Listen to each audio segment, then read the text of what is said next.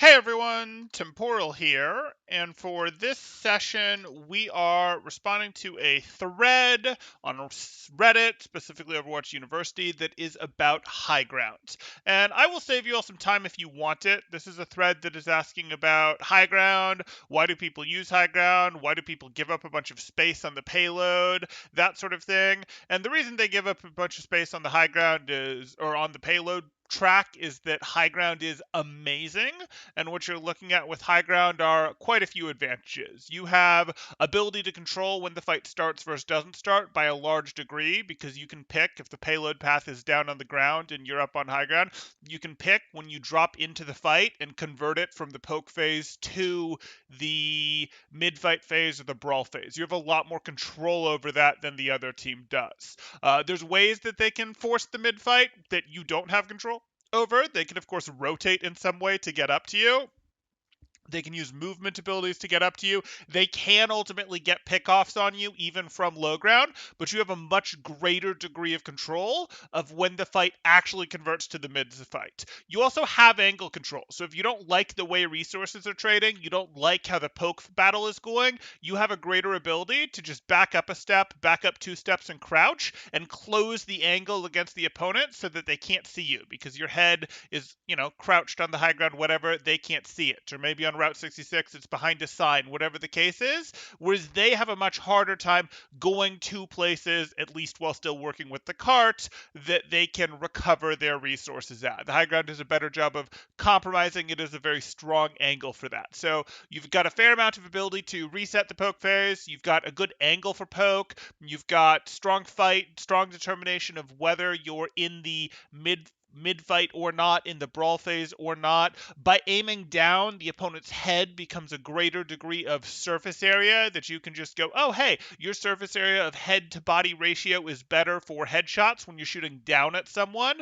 which is certainly helpful. And you might think, oh, but the people in the low ground, all they can see is your head, so all they can hit is headshots. Okay, in some ways that's true, but like hitting the headshot period is going to be a bit harder. Like that, the head is all they can hit. They can't go, oh, I hit you, I was trying to hit your head and I hit your chest if the chest isn't even available, that sort of thing. But regardless, they have a very small target available, you have a bigger target available from high ground, and because you're looking down, that head becomes a bigger portion of the surface area, which is actually good for you. What did we cover here? So we covered angle control. We covered it's an additional excellent angle. We covered control over the mid when the mid fight starts. You have a bunch of safety. You also have the ability to like drop your Reinhardt but leave your BAP up top, that sort of thing. And then you have they're gonna have to spend resources to get on top of you. They're gonna have to spend movement abilities like Winston jumps that they then don't have for the fight, or they're going to have to rotate, and usually they're going to have to rotate through open points or through choke points where you get to rain destruction down on them, which is good. So why do people go, hey, we want the high ground rather than to stop the cart from moving an inch? Well, the final thing that you run into here is most payload maps are set up in such a way where you're probably only going to get 2 fights per point if you lose both fights anyways. You can get more than 2 fights per point if you win fights, because obviously, that's just how it works. The cart doesn't move very much when you win the fight as defenders. But if you're the defenders, you're probably only going to be allowed to lose 2 fights, and then the opponents get the checkpoint, unless you win a bunch of fights between the first loss and the second loss, in which case the card will roll back some, things like that. But it's generally set up where if you lost 2 fights in a row, you're going to lose the point. So it doesn't really matter if you take the first team fight right here, or right here, or right here. It's just going to change whether the second team fight is here, here, or here, by and large. But even if the second team fight is here, that's not going to get you a third team fight over here. So there's times when it does. There's times in Overwatch's history when people have said, no, no, no, we really want that third team fight. And you will see that where they go for an absolute spawn hold. You've seen that on Route 66 professionally at times. You've seen that on Rialto for quite a bit professionally. You'll see some situations like that, particularly on first point, where people are going for the no, we want the 3 different fight opportunity chance instead of the 2. But by and large, for those full payload maps rather than hybrid maps, you're looking at 2 lost team fights for the defense to get the point, so they want to take the fights in the best spots, or they want to rig the deck as much as they can. They'd be willing to take the fight here if they were ahead enough, but they'd rather give up this distance because this is just as good a spot to take the fight over here, but they've had more time to soften up the attacking team that was having to push the cart through the open, and then they're willing to convert to the mid-fight, to the brawl, that sort of thing. Whereas again, doesn't really matter if it's here, or here to them. They're still going to get a second fight over here. So they'd rather bleed the attacking team as much as they can before they get there. That's sort of the answer. And I know I did this a little bit differently than I do these other videos. I've sort of answered the question before reading it. But now I'm going to go through and do this in the standard way. I just wanted to give people their chance to go, oh, that's the answer. I got it. That makes sense now. If people have questions about all of those, don't worry. I'm going to go back over them and everything. So, our question for today is, could someone please explain how high ground works, specifically in regard to giving the enemy team payload progress for free? Hi, I'm a somewhat new player to Overwatch, been playing the game for less than 6 months, and I'm currently in gold. Okay, you've held on to gold with less than 6 months playing. Solid, solid. And my experience with shooters is somewhat recent and limited. Sure. Having said that, I'd like a little help to better understand the importance of high ground. Okay. From what I've heard, I understand that one good thing about high ground is that it provides you with natural cover, which you can retreat to a variable level of safety depending on the map. Yeah, some high ground is so narrow that you can't really retreat on it. So I talked about on high ground, if we now look at high ground from above and it's really shallow high ground like this, if you're standing here and you back up 2 steps to here and crouch and they can still see your head, that's less valuable high ground. You have less control over safety with it. Now, you could also find a corner maybe on this high ground and go, okay, well, I can back up to here. And maybe you have some other piece of cover, something like that. But that is true.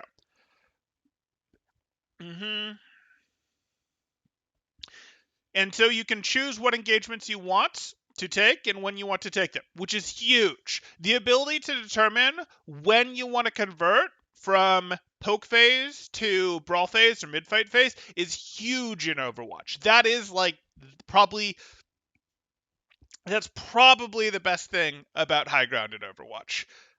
That would be up for debate. I could certainly understand people coming up with that with a different view, but that probably is, in my mind, the best thing, having a greater degree of control of when you get to swap from poke phase to brawl phase than the other team does. Especially because different compositions want different levels of it. But you can also just think of high ground as a giant poke buff. Okay. Also, another good thing about high ground is that most heroes, Tracer comes to mind, can't easily access it other than going through a route that gets you there, which usually forces them to waste a bit of time. So if you're on high ground, you're not easily reachable. True enough, yeah, they've either got to use cooldowns like blinks, like dashes, like jump packs to get to you, like May walls, like sim teleporters, or they have to rotate, and if they have to rotate, they probably have to rotate through a place you can threaten with how most of Overwatch's maps are designed. The high ground can usually threaten the path up to the high ground.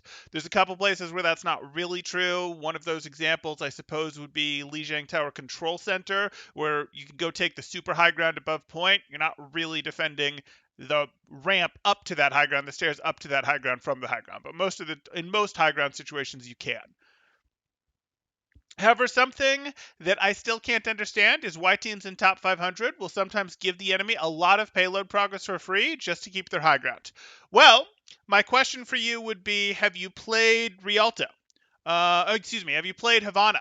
And have you played Havana without spawn camping? Because if you played Havana without spawn camping, you will notice that teams regularly give up a huge amount of cart distance to that first corner. One of the reasons that Havana is a popular map to spawn camp on is because there's such a long distance to that first corner before the defenders would like to take a fight. Having a corner advantage, having a high ground advantage, having any of that is a really big deal. Enough of one that teams, if they're not spawn camping on Havana, will usually not actually start a mid-fight, start a brawl phase, until the cart is to that corner on Havana.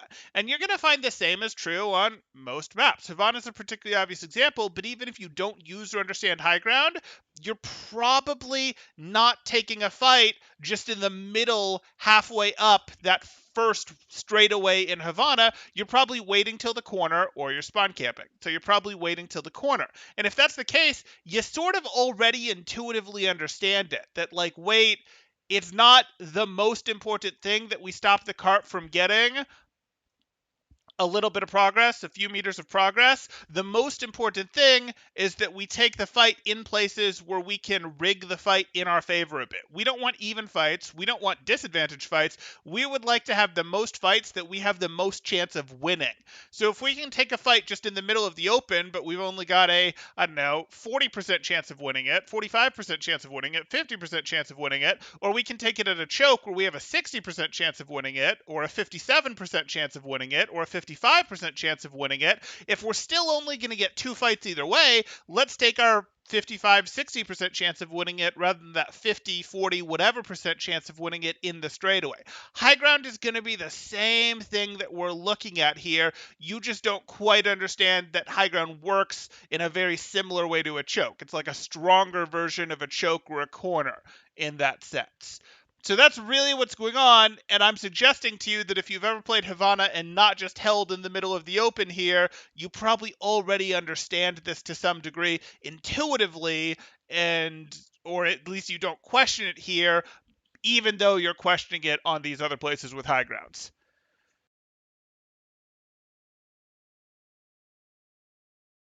Okay, there we go. Let's continue here. Okay. Still can understand why teams in top 500 will sometimes give the enemy team a lot of payload progress for free just to keep their high ground. Again, it's that same reason they would on Havana if they weren't spawn camping, give all the way to that first choke, and the same reason you'd give them just as much space in Havana on gold. And the reason is, hey, you want to take team fights in places where you're more likely to win. You're probably only going to get two team fights regardless if you lose both of them, so you'd like to take them in places that you have increased your chance of winning by 3%, by 5%, by 10%, or you'd like to soften them up while giving space to get yourself 10% ahead in the fight, 20% ahead in the fight before taking the fight. And high ground lets you do both. It gives you, hey, it's good defensive position.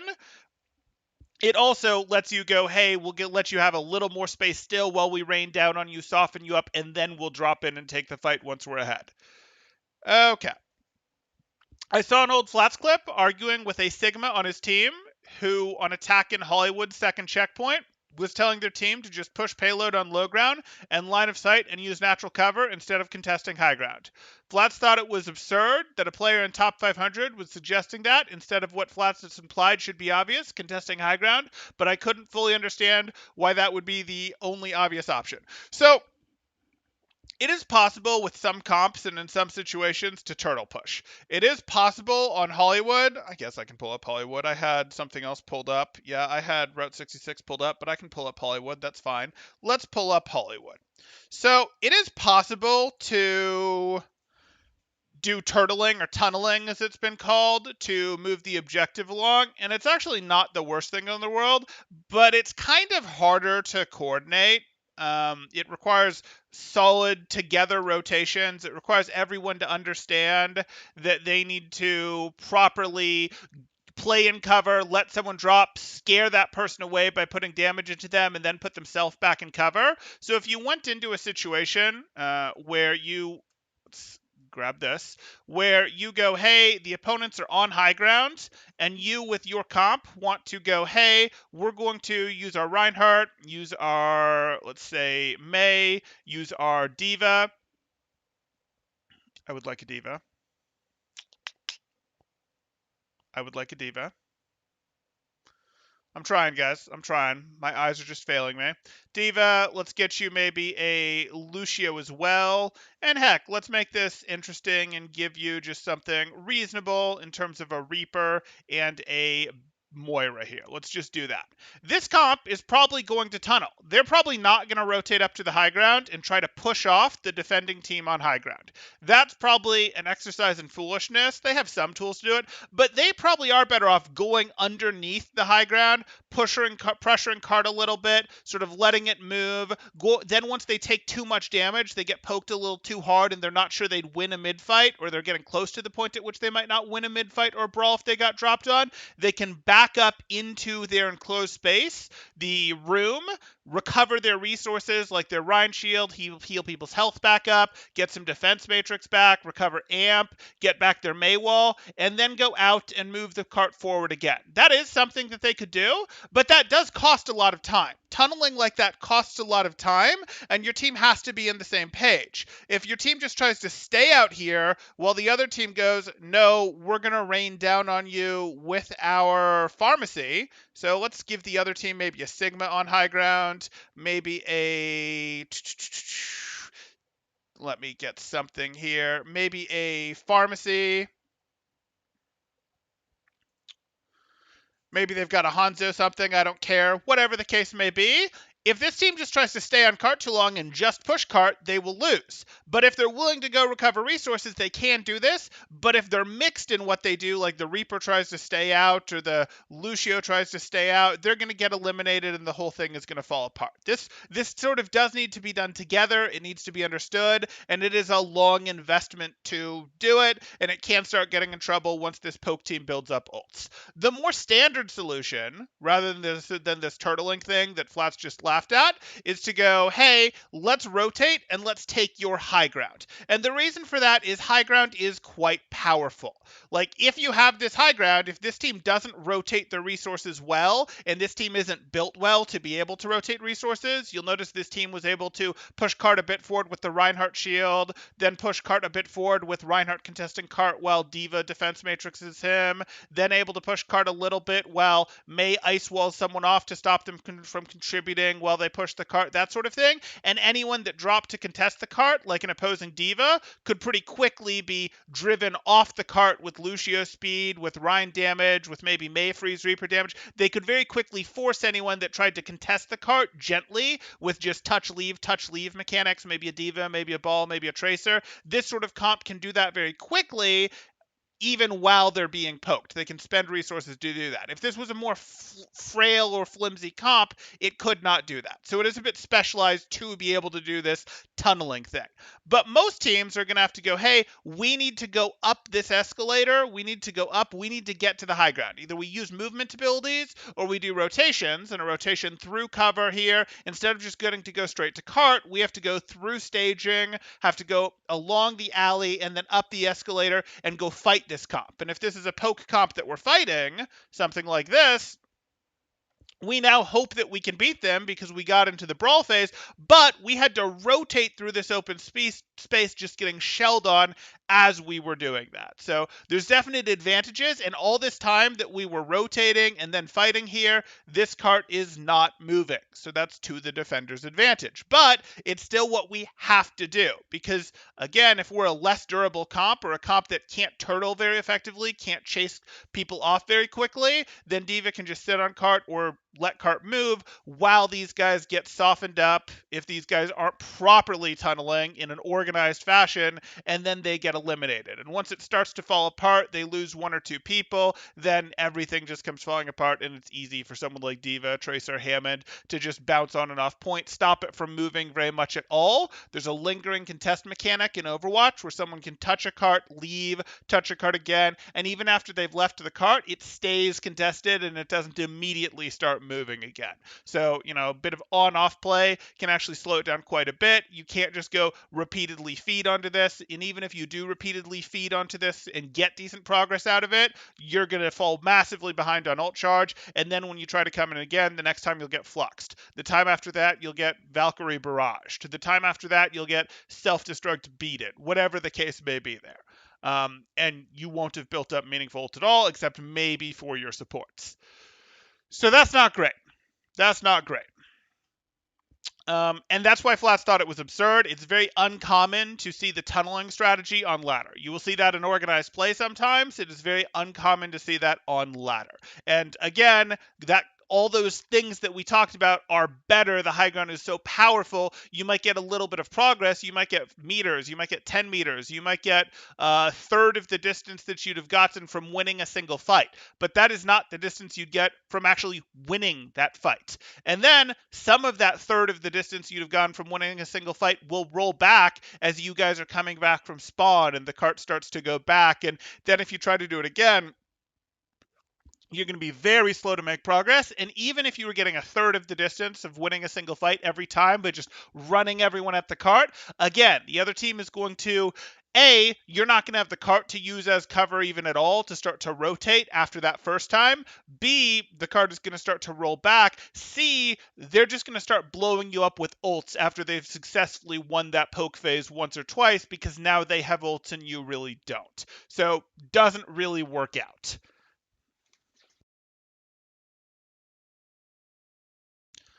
Okay. More than understanding why the game is played like that in top 500, however, I'd like to know how beneficial that mindset could be in gold. In my experience, half the time my teammates don't care much about taking high ground, or only a couple of them do. That can be okay.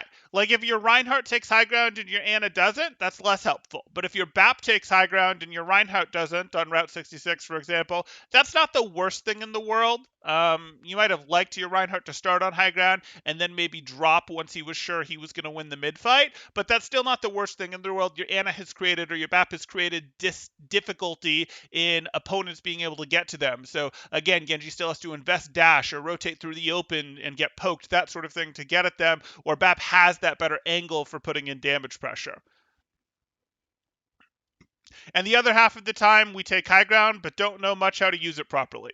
You don't have to know that much. The only thing that you really need to know about the high ground and what you're getting out of it is, hey, we control when the fight starts. We control, or we have much greater degree of control of when we're converting from the poke phase to the mid fight or the brawl phase. And I've said this a couple times now, but the poke phase is sort of when people are rotating, trying to move from one place to another, trying to jockey for position, trying to figure out who can get ahead in the fight. The mid fight or the brawl phase is when your teams are actually sort of close to each other, they've closed in on each other. That would be when a Reinhardt can swing at the other Reinhardt, or can swing at anyone meaningful who can't immediately leave, like a Winston who can jump out. If he's swinging at a Winston that doesn't have jump pack, they're in the brawl phase or the mid fight. Or that would be when your Winston is in. Maybe they just dropped on an Ana, maybe they jumped on an Ana, whatever, but they're on a target that can't just easily and immediately get away. You're really in the brawl fight or the mid fight once you've engaged, one team is engaged on the other team in such a way that they can't easily back out. And you could say, okay, well, can the brawl phase happen when you're not in brawl range? Absolutely. If you have an Ashe with a 90-degree angle to a team and a, let's say, Casty with a 180-degree angle from the Ashe, measured, like that 180-degree angle, and then you have your Orisa between the two of them, so with a 90-degree angle to each of them, and the enemy team is literally in the middle of those three, like in the middle of a triangle or an elimination box there. Congratulations, you are in the mid fight. I don't care that no one is in brawl range. You are in the mid fight because this team can't really disengage, can't really get out of that, this team that's in the middle here. So the brawl phase or the mid fight is sort of once you've entered the stage of the fight of people can't really just go, oh, it's easy to back out of this fight, that sort of thing. And again, if you're that team on high ground, you have a much greater degree of control of when you enter that mid fight than the team that's pushing the objective. And if you understand that, you kind of know what you need to know about high ground. The rest of the benefits you're getting are mostly kind of passive in there. Whether you realize that the opponent's head to body surface area ratio has become better for you when you're on the high ground doesn't matter. It still has, and you're going to do more damage. Whether you realize that you have an angle that lets you shoot over some shields doesn't matter. You still have that advantage. Whether you realize that the tracer has to use blinks to get up to you, to get across from high ground to high ground to get to you or not, doesn't matter. She still has to. Like, a lot of these benefits you're getting passively, whether you realize it or not. The one that you have to understand is this: we control whether the mid fight starts or not. And you know what? Your team might throw it away. Your Reinhardt might just jump down immediately. Your Reaper might just jump down immediately. And that's life. You now determine, can I do something with this high ground? And if you have any ranged poke, the answer is probably yes. Okay. And people just end up dropping immediately to fight or contest the payload. So it's not every inch of the payload doesn't matter. On payload maps, generally each point of the payload, other than first point on hybrid, so on escort maps, each point of the payload is generally going to be, you can lose 2 team fights as defense. And if you win a couple team fights between that, you can potentially get more. But generally, you can lose 2 team fights on defense, and it doesn't matter a ton as long as you're roughly in the right area. When you take that first team fight, you're going to get a second team fight there. And there will be situations like Gibraltar where you might go, we really don't care very much about the first team fight. In fact, we might take it a little bit early because there's not a great place for a first team fight, because the second team fight is the one we really care about at the top of ramp. That's the best place for us to fight on that point. That's the fight we really want. So we'll take our first team fight early, or we'll not even commit hard to our first team fight and we'll just get a poke phase. And if we don't get ahead enough in our poke phase to be sure that we can win a brawl phase, we'll just back out and let you have the first half of the point, and then we'll control the second half, because that one's not a like 55% win chance. That one's like a 70% win chance. And we want that 70% win chance fight rather than the, 50%, 55% win chance that we might get earlier on the point there. Okay. And just in case someone wonders, I am aware of comp differences, of course, so I can see how it would make more sense to hold high ground with a poke comp, for example, and drop with a brawl comp. Well, no, even with a brawl comp, you're going to drop. You should think of being on high ground as just a flat buff to your team's poke damage. Like, your team has better poke. You can shoot over shields, you can get angles on people that a lot of their cover isn't going to work for. You have that better headshot angle to hit. They have a tougher time hitting into you. You should think of it as just a relative poke buff for your team. Even if they're the better poke comp, your poke has gotten better, and now your poke might be better than theirs. Even if you're a brawl comp and they're a poke comp, it might not be. It's going to depend. If you're Reaper May and they are Hanzo plus Ashe plus Mercy plus Zen, yeah, their poke is probably still better. But your poke does get a buff by being on high ground. That said, if you're a brawl comp, you might go, hey, maybe you're a brawl poke hybrid, you're using like a Cassidy plus BAP type situation, and you're willing to poke at them a little bit to actually get ahead before you drop. Or you're willing to go, hey, we'll poke at you until you rotate in close enough because we're not falling behind much in the poke phase here, and then we'll drop. Or, again, this is important, you go, hey, we're a brawl comp, we're going to sit behind on the high ground but not give you line of sight on us, not let you shoot at us, and then as soon as you move the objective or anyone on the objective to a point where we can free drop on you, that's when we're going to go drop on you. But we're not going to drop early. We're not going to drop and then run through a bunch of open space to get to you. We're going to use the high ground to control our rotation distance so that you don't have a long sight line to shoot at us and soften us up before we get to brawl on you. We're going to make you push the objective to right under the high ground, and then we'll free drop on you. Maybe an example of that could be Dorado, where you get to that first sort of choke point on Dorado with the overpass, and you go, hey, we have high ground, we're a brawl comp, you're a poke comp, we're not going to fight you in the open, we're not going to fight you out here, we're going to sit on the bridge above, or we're going to sit, behind the choke, whatever, and then we're just going to rush into you, drop onto you, whatever, without having let you softened us up with your poke, and now we just win the fight. Can you bait around that with, hey, you had a Lucio pushing cart, you had a Tracer pushing cart? Of course, but the game has a bit of interplay like that.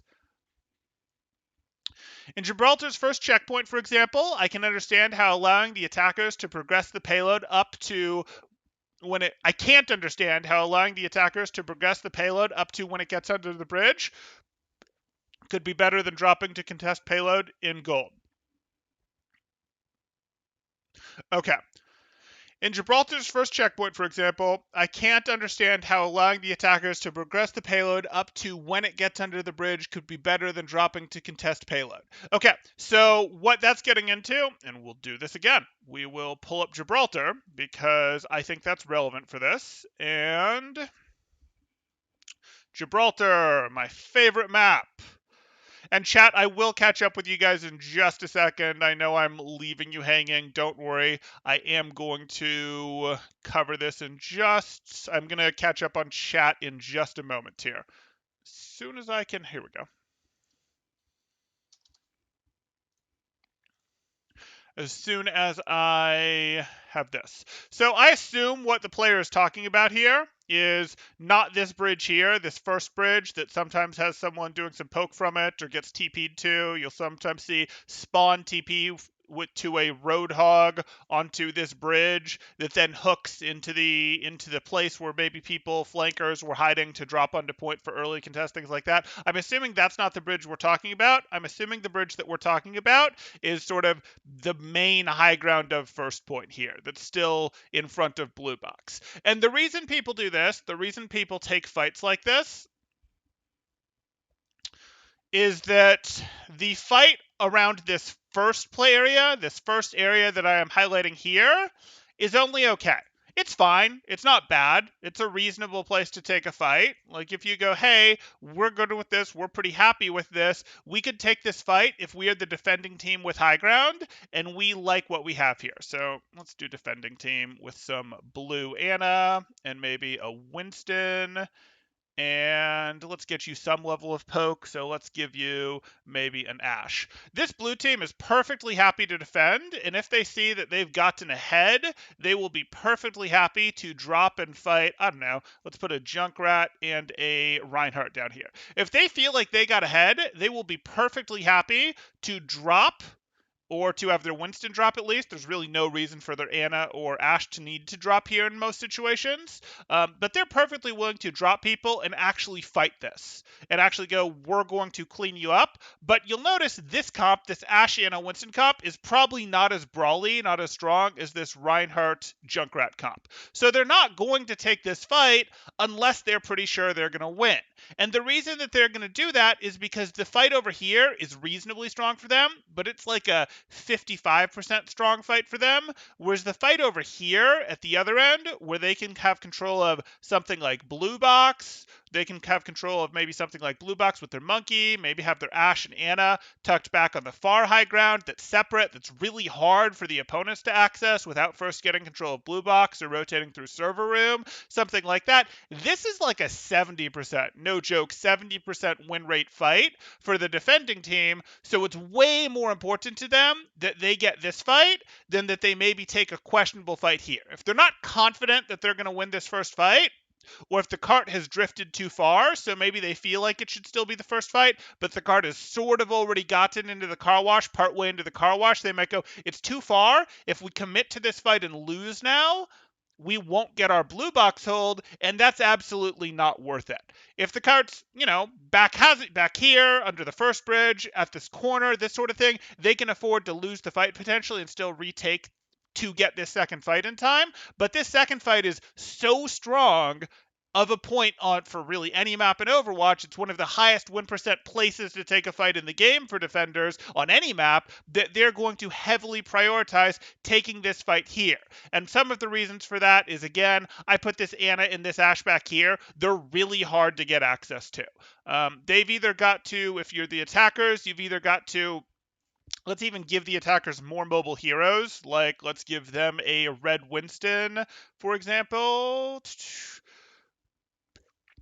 Red Winston either has to walk card under and then get to like part way into the open and just get shredded and then be able to jump and just get peeled by everyone going through the open, and he'll just get destroyed. He's got to go through high ground and push past a tank that was holding on high ground anyways and was holding on high ground in a place where they could drop, contest cart, go back up. When they went up here, no one can shoot at them from cart. They're totally safe. Their Anna or BAP or whatever can heal them back up quite safely, and then they can drop again and they can sort of do infinite contest stuff. They're very safe when they're up top here from people that are on the cart.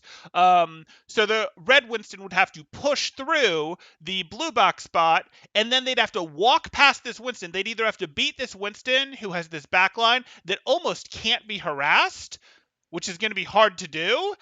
They'd have to beat back this Winston and then go after this backline. And even if they do that, they're still going to get peeled, that sort of thing. So, like, they have to basically beat another tank or force back another tank or accept that they're going to lose a meaningful amount of health to another tank in order to get on a backline that basically can't be harassed. And I really do mean basically can't be harassed. This is a really hard angle to open on, even if you have like a pharmacy, a widow attacking.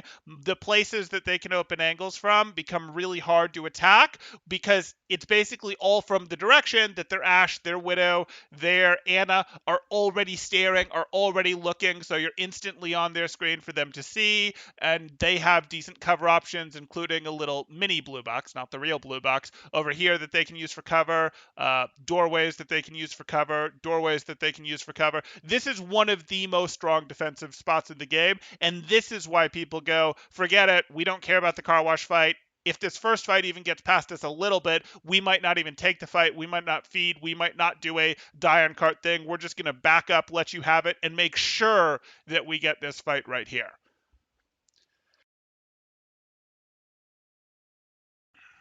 Okay. Okay. In Gibraltar's first checkpoint, for example, can't understand how allowing the attackers to progress the payload up to when it gets under the bridge could be better than dropping to contest payload. I hope I've made that clear for you. If not, hopefully you're going to be in chat here saying so, and I can help clarify that further and explain it a different way for you. In gold, a lot of teams are able to hold payload for a decent amount of time before it makes the curve, and if our team doesn't drop, we aren't able to. And if our team doesn't drop, we aren't able to hold the enemy team from progressing.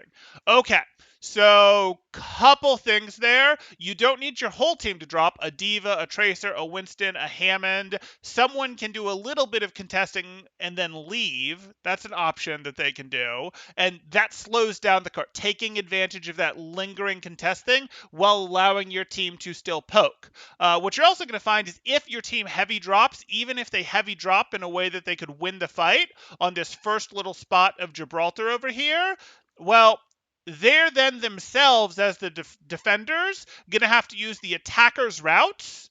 So let me go. If your Anna drops on the first half of first point to go win a fight, she now has to use the attacker's routes to rotate back to her high ground. And the attacker's routes don't have very good cover against the attacker's spawn. So even if she wins the fight, she might get Hanzo'd, Widowed, Farah'd, whatever, after she's won the fight by a respawner who takes a pot shot at her as she's having to take bad rotations back up. And I sure hope that didn't compromise your ability to get a second fight. Again, that's sort of what you see there. So again, the people that want to drop are mostly the people who can sort of take advantage of that lingering contest, who can retake their high ground without having to do those bad rotations. Okay.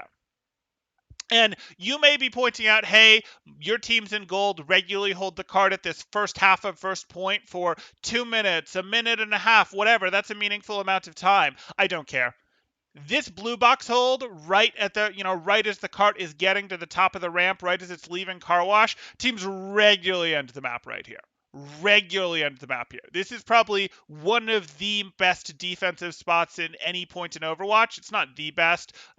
Second point, Gibraltar is also very strong once you have control of spaceship. Second point, Rialto is very strong after you've won a team fight because they have to walk across a terrible bridge. There's a couple hard chokes in the game that are pretty strong as well, but this is one of the strongest points, and what makes it unique is it's one of the strongest defensive spots after a relatively average defensive spot ahead of it. So you don't care about the average defensive spot ahead of it. You will regularly see games end, go the full 4 minutes and end right here with the cart never having made it past here. In even gold level gameplay, you should be seeing that. to be quite honest. Okay. And that is more important because you're more likely to chain multiple 70% win up chance fights together and full hold the team there than you are to go, okay, how many 50% win chance or 55% win chance team fights are you going to chain together to drain them of their time bank rather than have them get the overtime cap? But okay. And if you're not supposed to allow them to go past the curve, if you stay on high ground then drop, aren't you putting yourself in a worse position than if you had actually set up on low ground? If you stay in high ground and then drop, aren't you putting yourself in a worse position than if you had actually set up on low ground? No.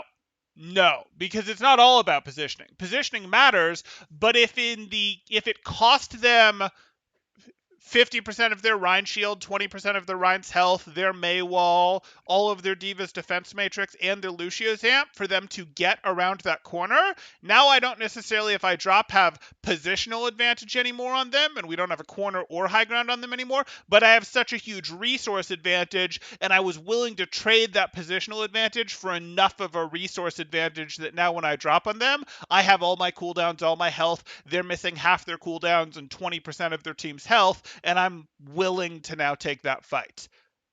Okay. I appreciate any explanation, not only on the points I'm raising, but also concerning other benefits of taking high ground that I might be missing, not aware of. Okay, so I'm going to now go ahead and catch up on chat. Cool. I'm going to go ahead and catch up on chat here. So, and then we'll read some of the comments here. And if you guys want to hop into this thread and upvote this so we get some more visibility, just so we have more people in here, that's totally up to you. But I did link this thread in the description because, we'd like to source what we're responding to when possible. Hey, Mentis, how you doing? Blah says, so that post is ironic since today Flats had the problem in Hollywood where none was on low ground and pushing the payload. Ah, that is funny.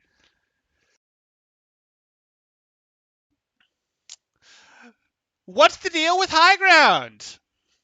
I'm always way up there and there's no airplane food. Okay, yeah, no, we get it. We get the Seinfeld. Okay. Payload progress is, since certain places are easier to defend, right? Kings Row has a bunch of those places, I believe. Numbani second. What about Numbani second? Numbani second can get going pretty fast. Numbani second has a long straightaway. Yeah, Numbani second you could pull up where people tend to defend that first corner on Numbani second, sort of right after first. And then they'll let you have till bus for free because it's just too long of a straightaway. If you get that first corner from a defending team, they're going to let you have to bus, which is the next corner, for free most of the time. They might poke you a little bit, but they're not going to walk out and fight you halfway through or 2/3 of the way through that rotation unless they have some cheeky ult plan with like EMP self-destruct. James says, I do think Junkrat is often surprisingly weak from high ground compared to Hitscan Echo Farah. Sure.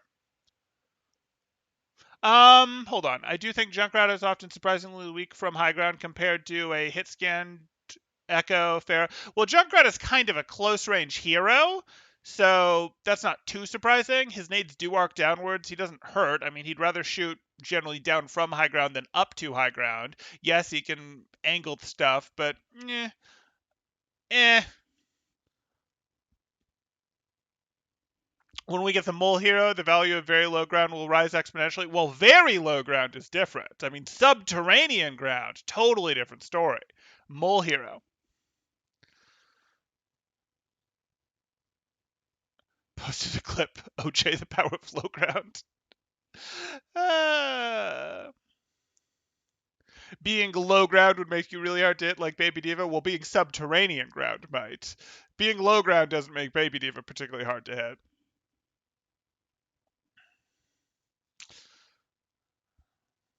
I think you were right to say everyone has to act together, and gold your team will never act together, so stacking on cart gets okay results, and the better strategies flops. That's not totally true, because it just depends. You can't, as Reinhardt, go, I'm going to hold this high ground on Route 66, for example, while your Reaper is holding choke. Like, you can't go, I'm holding gas station as Reinhardt while your Reaper is holding choke. You do have to play into what your team is doing to some degree, but some heroes can absolutely still take advantage of it. If you're Hanzo, you don't care that your Reinhardt's on low ground. If you're Hanzo, you don't care that your Zarya is on low ground. But yeah, there will be some level of Certain heroes will have to play to what their team is doing. Just solo carry the game and win. Yeah, be 1500 SR better than your lobby, and you can do anything you want. I knew you were going to go there, Blah. It's true though. If you have high ground, you can move to low ground quickly if necessary, but not the other way around. So it's automatically better because you have options. Options are power. Options are power. The less the opponents know what you are going to do, the harder it is for them to play.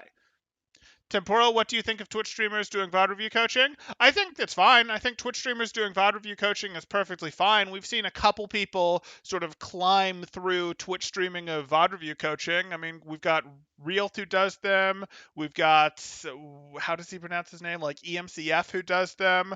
They both do okay for viewership with Twitch VOD review streaming. I don't have any issue with that whatsoever.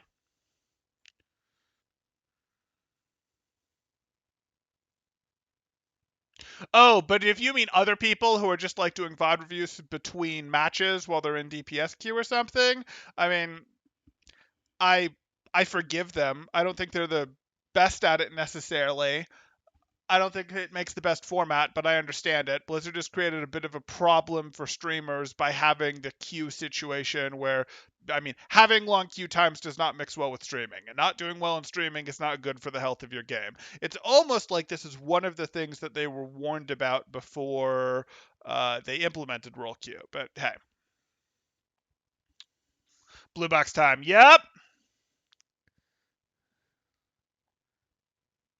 Temporal's rule is that you rush to blue box and hold it until the end of the game. Hey, I've had scrims. I've had scrims where I've just been like, you guys can just set up on blue box. It's not the usual way to do it. It's not the usual way I have them scrim, but I have had teams once or twice, as a point sort of go just set up on blue box. That's the one we care about. Like you can just don't even contest them for the first bit. I've done that once or twice.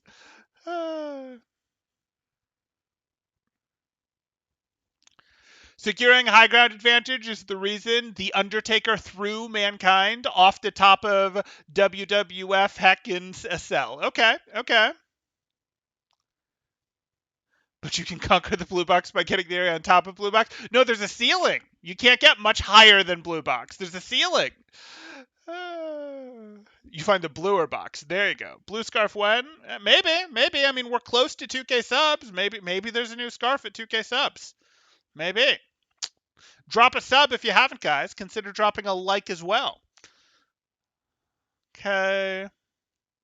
Airplane food would be nice. Hey, Conga Boom, how you doing? It's been a minute. Who is supposed to be on high ground and when? Sorry, just tuned in. So everyone, with the exception potentially of someone who can safely contest cart, so like a Tracer, a Diva, Hammond, someone like that, is probably going to be on high ground until you're ready to convert from the poke phase to the brawl phase. That would be your ideal situation.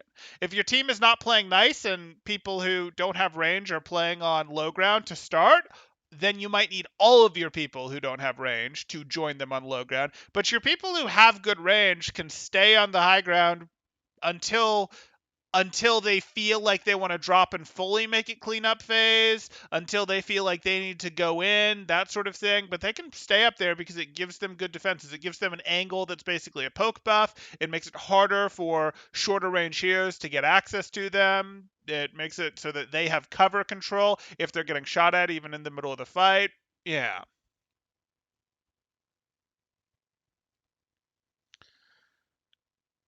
Mm-hmm. Junk raining nades from the sky is kind of scary. Sure.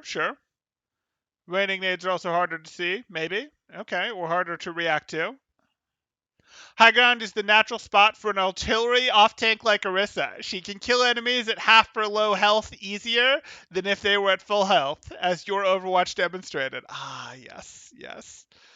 Uh, there's Skybox, Heck in a Cell. I'm glad you liked that one. Okay. But if I sub, it'll be an unsub. Don't unsub. Conga Boom says, "Hello, my hard school semester is over for a bit, so I have time to have food with temporal again." Nice. Yes, it was always mealtime or snack time with temporal when Conga Boom tuned in. It was great. Okay. It's that level of insight, referring to artillery high ground off tank Orisa, that gets you invite to the secret content creator previews of Overwatch 2. I think it's just being a certain subsize. I think that's really the greater reality there, but we shall see. Okay, let's do a quick refresh here to see if we got any interesting comments from people. How did Overwatch University do at answering their question before I got here? So first off, the moment you're referring to with Flats was not a top 500 Sigma, insisting on pushing main. It was a Masters Sigma in a higher SR lobby. I remember Flats saying, there's a reason your rank emblem is different than everyone in the lobby. Paraphrasing. Okay. Now, that particular part of Hollywood has oppressively powerful high ground. You'd know this even just from experience if you've played it many times. Sure. Why would you expect to win a fight when the other team is allowed a clear advantage? Sure, you can push cart for a bit, but eventually you lose the fight because they have total control of tempo from high ground. You get chipped down in the open on payload and then attack when your team is weak, leading to a lost fight, feeding ult charge, and possibly getting snowballed. Yeah, you can get snowballed pretty hard if you don't know how to do it. Again, there is a way to turtle on that map. It's perfectly doable, but you'd have to do it with a brawlier type comp. You would not try to turtle, for example, if you're running a ball tracer comp on offense. You would have to dive the high ground. Okay. High ground has lots of good stuff going for it. As you mentioned, it provides cover on demand and can be difficult to remove player from. Also gives an angle where you're shooting down on heads. Sometimes players will hide their crit box by facing away. I mean, only certain heroes can do that. This can sometimes be impossible if the enemy is above you. I mean, D.Va can turn her crit box away from you, and if you're on high ground, D.Va can still turn her crit box away from you, but okay. More than anything, I'd say the value of high ground is map angle control. It allows a team to create crossfires and increase pressure. Losing some cart progress to win a fight is a fine trade. The cart is yours when the other team is eliminated. Yeah, that's mostly true. I'd still say the bigger thing is control over when the fight starts. Angles are everything, don't get me wrong, but stacking everyone on the same high ground on Hollywood 2nd, for example, isn't that great. Better teams will split their high grounds, but you'll see a lot of ladder play where everyone is stacked on the forward high ground, for example, and it's just like, okay, it's better than nothing. It's still pretty good, in fact, but even better would be split. And the big thing they're getting on that, if they're all on that same angle, is still they control when the fight really enters the mid fight or not, to a large degree, not completely. The other team can force the beginning of the mid fight by rotating into them. So that's an okay answer. That's reasonably good. Next top post would be you are currently, as all new players, and honestly a huge number of players up until high ranks, are drastically overvaluing minor payload progress. It's exactly why you hear 3 on cart in lower mid ranks constantly, but only occasionally a GM. Sure. Think of the track through each map section. It has a start and finish that are definitely very obvious points. Along that path, there are also unmarked breakpoints, if you will, where the cart is past that point. Winning a single fight will ensure you can push it to the end without the defense being able to get back and recontest. Obviously, this spot is much harder to pinpoint as it can change a bit depending on who the defense is running, how many are pushing cart, etc. This concept also applies on defense, as there is a point of cart progress where you will no longer be able to get an additional fight if you lose after it has progressed past. Defense wants to take fights at the most advantageous positions, and so long as the cart doesn't cross a breakpoint, progress is practically irrelevant. If defense wins the fight, cart starts reversing and erases progress anyways. If they lose, the 5 to 10 meters don't change whether there will be an additional fight or not. And then in brackets, this isn't according to the specifics of clock management, overtime progress, etc., which can all change where and when you want to take a fight, but I tried to be general so as to not write an even longer novel. Well, I don't mind going longer. This is good. This is better, and this is better than the post above it. And I'm glad to see this take. Sure. You guys are getting into overtime discussions. You're only at 14. I think that's going to do it for this one. Let me catch up one more time on chat. Do remember to drop a like and consider subscribing if you haven't already done so. We're really close to 2,000, and I'd like to make that by the end of the year.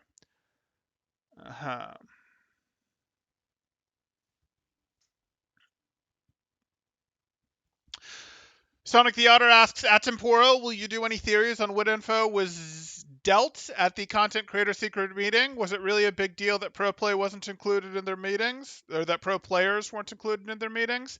Um, no. I don't think it's the end of the world that pro players weren't included in their meetings. Pro players can help get their messages out, but they have other ways and different access to pro players kind of whenever they want. Um, Pro players are a little more attached to them, Content creators are probably going to do more of their marketing than pro players. The reality is more people get marketed to, more people get hyped about your game by going to the big content creators. They have bigger reaches than your pro players. And if you gave it to pro players, you'd almost create tiers of pro players because you don't want to only give it to the most influential pro players, because those pro players are going to feel like they should be able to share it with other pro players. Hey, these are also pro players, so they should get to know this too, and surely you're not going to fine me for this, or I'm not breaking NDA, whatever, by doing this. And that's not really the case. There are different levels from a marketing standpoint, from a how exciting they can make it standpoint. Some of the pros are pretty dry and bland and boring, let's be honest. So I would look at that and say, no, I don't think it was the worst thing in the world that the pro players didn't get invited to that meeting. That said, I also am totally okay with the public and some of the public's response of going, you're not exciting us, over having invited content creators, made them sign NDAs, and then having the content creators go, we're excited. Like, no, if you want us to be excited, give us something to get excited about. Don't give us, well, these other people who have seen it are excited. Like, I am totally cool with people who take that stance. I look at that and go, that is very healthy. No problem whatsoever. The pros just feel left out, and hey, I get it. Yeah. In terms of what I think happened there, I think they saw some stuff that led them to have hope, but we'll see if it gets bait and switched on them. And I also suspect there was probably some level, if I was a guessing person, this would not be like a 80% chance, this would be a 30% chance, but it's, best chance of anything, of something that got revealed was something that content creators themselves are going to like, or going to want to be involved in, and that's why they like it so much. It might be something like Valorant did, where, hey, to get into the beta, you're going to have to be watching content creators stream, and it's going to drop keys, and you're going to need the keys to get into the more open beta that will eventually get something like that. That the content creators who are big enough to do that would have absolutely loved. Little old me won't get to do that, but hey, what are you going to do? Yeah, yeah.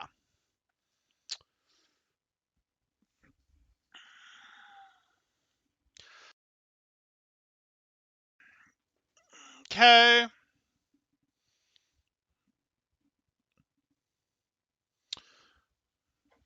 Classic example of gold ranked chat laughing at Masters ranked teammate for not doing what the GM ranked streamer does. Uh, what map is it worth to give up payload space? Good idea for a good. I think you mean for a video. On what maps is it worth it to give up payload space? So it's worth it to give up payload space on most maps to get a better fight. The only times that you don't is when you're specifically trying to get a third fight. And most of the time, that's more popular in brawl metas than it is in non-brawl metas. We're in a pretty balanced meta. It's a dive meta. It's a poke dive hybrid meta. Nah, it's really a dive meta that we're in, but we're not in a strong dive meta. The second most popular comp behind Balzen, as a base of the comp, not the second actual most popular comp, because the most popular version would be Tracer Sombra, but you'll get Tracer plus other DPS heroes. I'm not going to consider those fully different comps. The second most popular comp is probably Brawl still, and it's viable. I would say it's not as strong, but it's viable. And because it's pretty viable, you will see things like on Havana, people going for that spawn hold because they don't want to give up that much space. On the other hand, you won't see people very often right now pulling out the Brawl on Rialto, because, well, you can still get 3 fights on Rialto with the spawn hold. That first fight is just so bad and sets you up to get snowballed because that high ground advantage is so powerful for the spawners.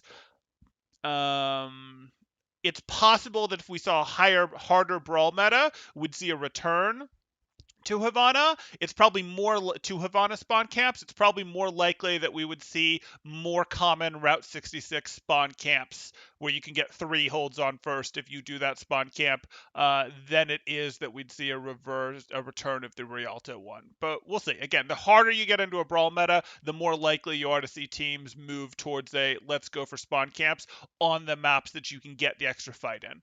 And on the maps that you can get an extra fight in without it being, okay, preferably without it being like Rialto where you just lose the first fight so hard so quickly. And we're getting a little bit like that on Havana, where teams have gotten pretty good at breaking that first defense pretty well. And again, people kind of want to swap out of Brawl, so it's not perfect.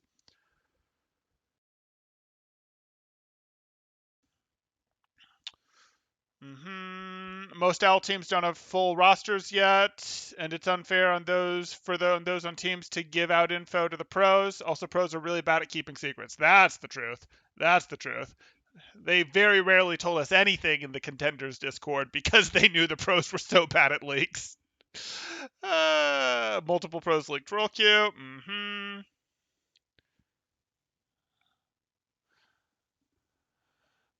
Kagek says, creators meeting, I'm assuming, is them being able to host tournaments, make experimental cards where changes might make it into the game eventually. If they got so excited it has to involve them. Could be. I think my take is more likely, but hey.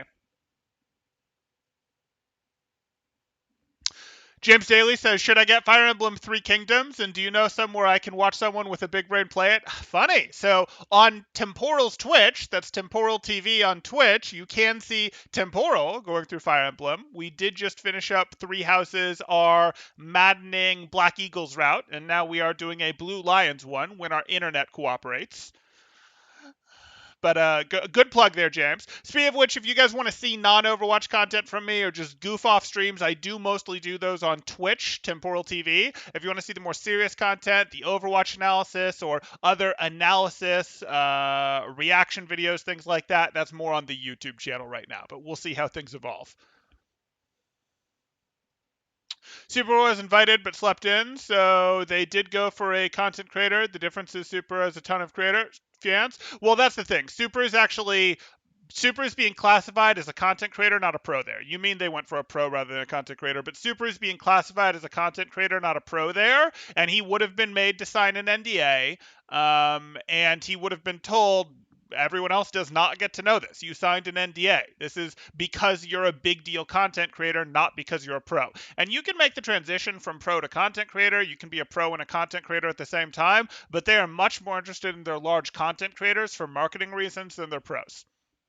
And that doesn't surprise me. It's the better move financially for them to be more interested in their content creators for this sort of marketing move. Isn't Super the biggest Overwatch streamer now? I don't know if he's the biggest, but he's definitely top 5.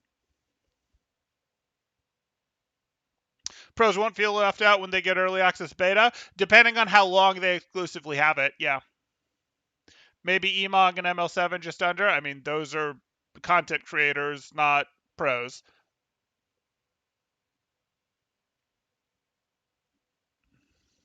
Any reviews or other streams later today? No, I may post a review that I did earlier today. I may post that later, but I'm not going to be doing any other streams today. I don't think I have plans today with a buddy who's in from out of town that I'll be spending the evening with. So that's going to do it.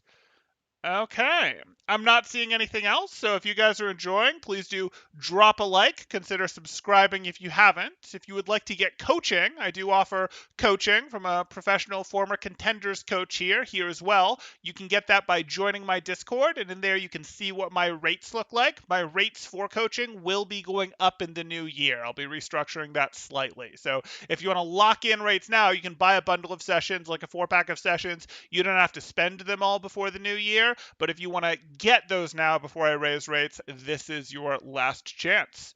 But that's going to do it. Okay. Thanks, guys. Temporal